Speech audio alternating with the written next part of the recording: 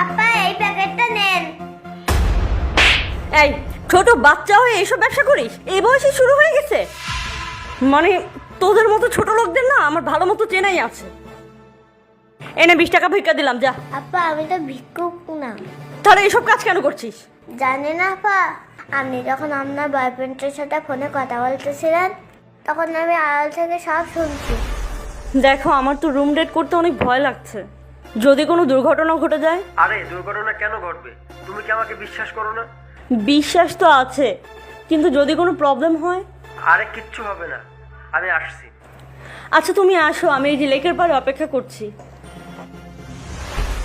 আপনি যে ভুলটা করতে যাচ্ছেন এই ভুলটা আমার মা করছিল, এই জন্যই আজকে আমার জায়গা রাস্তায় রাস্তায়। জানেন আপা, আমার মারও একজনের সাথে সম্পর্ক